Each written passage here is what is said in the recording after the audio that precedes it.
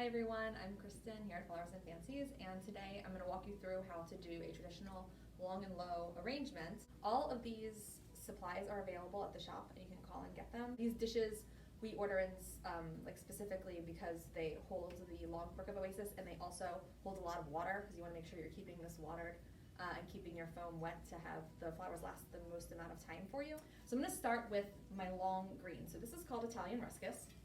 And what I'm going to do is place it into the end of the brick of oasis. You can see right here. We're going to follow the shape of the dish, follow the shape of the oasis. So I'm going to put this in the end. I just broke it in half right there because I'm just using the pretty tip. This is what you're going to see at the end of your arrangement. But don't throw this away because all of this is going to be good for filling in the arrangement afterwards. I'm going to take my other piece of ruscus and do the same thing. Kind of measure out how long I want it to be, and typically they're going to be about 2.5 feet long, but you can make them longer for your table or shorter for your table.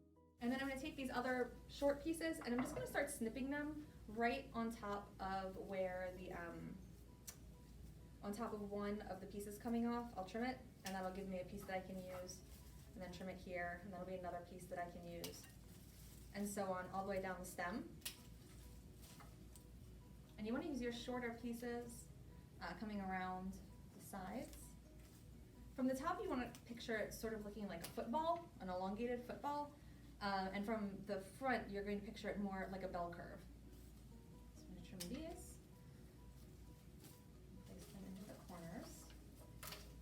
And you don't have to worry about filling it too much right now.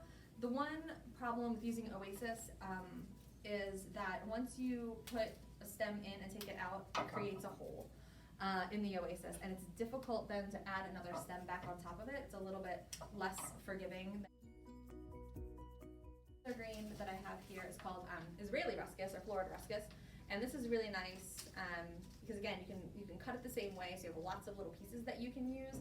Also, it has a really nice long end piece that I'm going to use coming up and out. So again, I'm picturing a bell curve. So this is going to be the highest point, and again, you don't want anything over 12 inches or it could obstruct the view across your table, but it's going to come and taper down onto the table. So I'm using some of these sturdier greens, not going directly down onto the table, but instead coming up a little bit to help create my shape. You also want to be really meticulous about cleaning your stems before you're putting them into the oasis. So you want to put your stem in about 1 inch, so that should all be clear.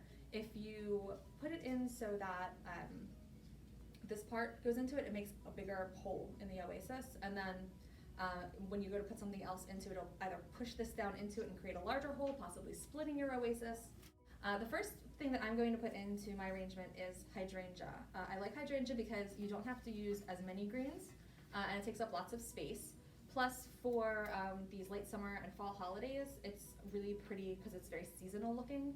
And you can use it as a full piece. You'll see here, it's like a large bloom on top of the stem. Or you could separate the individual laterals, we call these, coming off of the main stem, and put those in individually if you wanted to separate the color out a little bit. So I'm going to go ahead and use it as a full bloom because it's got a pretty small head. I'm going to put it right in the top, and I'm going to angle it forward. And then I have another one here, and I'm going to do the exact same thing. Taking off any of the little knobs and any of the leaves from the bottom, I'm going to put it in, and angle it back towards me. What you want to think of when you're making this is, can everybody see all of my flowers? You don't want to put anything just on one side, or you treat it like a mantle arrangement. You want everyone sitting around the table to be able to see all of the flowers. So if you're used to designing, usually we work in odd numbers, 3s, 5s. For the long and lows, we really want to use even numbers because you're either going to be putting them this way and this way, or this way and this way, so that it looks the same on both sides of the arrangement. So I'm going to use some lily. I'm going to trim the laterals right off from the main stem. And you want to pull the lily, the pollen out of the center of the bloom, and that way they won't get all fuzzy and end up staining. These Asiatic lilies, they are not scented. So if you have allergies, or if you have guests or family members that are sensitive to fragrance, these don't smell. The next thing that I'm going to put in is my line flower. So I have some really pretty delphinium here. You can see it's like a line, so that's what I call line flower. And some snapdragons. You could also use stock, bells of Ireland, anything like that. Liatris, for instance. I'm going to use my longest one, and I'm going to, again, measure it to the length that I want my arrangement to be. And this is going to go all the way down onto the table. So measure about an inch into the oasis. This is what I have. So I'm going to go right in the end here.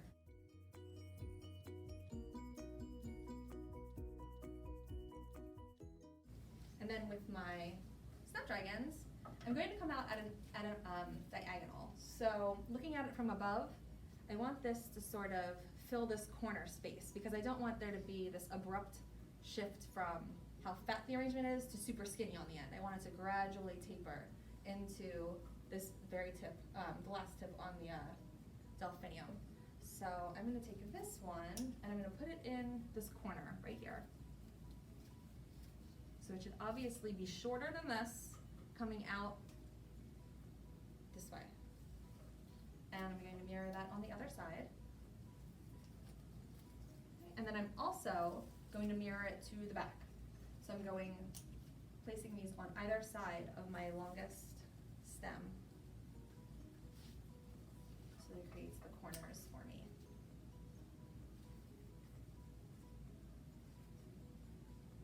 Okay. Now then, if you wanted to use some smaller hydrangea to sort of fill in, you could use that here. Or if you want to move straight onto your roses, you can do that as well. I like to sort of start with my largest blooms and come back into the smaller ones from there. So if you're planning on using something like this smaller hydrangea for a little more texture, I would add it here. In fact, I will add it here. I'm going to go ahead and put them up here to sort of fill in a bit. And then I'm going to go into my largest roses first. And again, I'm kind of working in diagonals so that anything that I'm doing over here, I'm also doing over here. Anything over here, and I'm working with that kind of symmetry.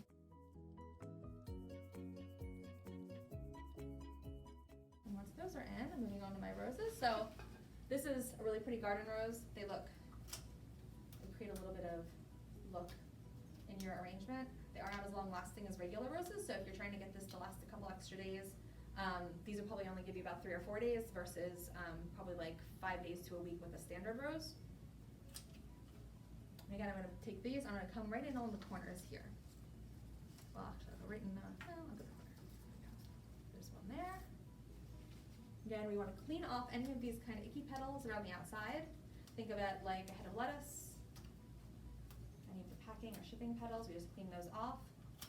Clean off any thorns and leaves using your clippers. I also want to have some roses up through the center of my arrangement, but I'm going to switch it up and use a different type.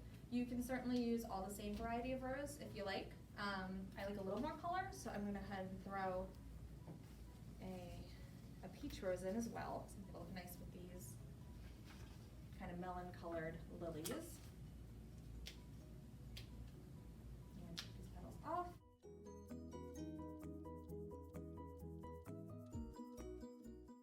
Another lovely focal flower that you could use is a Gerber daisy. I'm going to take these and come out wide with them, just to bring a little bit of this color down lower. It's always nice to have a focal flower at the end. And then I use my spray roses, and these you can break up a bunch of different ways. Obviously, if you try to use this whole thing, it's going to just take up too much space and stick out too much. So I'm going to trim it right here. So I have this whole top part as one thing, and I've got these buds as a separate thing. Clean it off. I'm going to pop this guy right in the middle because I need some color right here. And the nice thing about the spray rose is that it creates all that texture for you. Like, you don't have to put stuff in, out, all around. It already has a really natural, pretty look with layered blooms.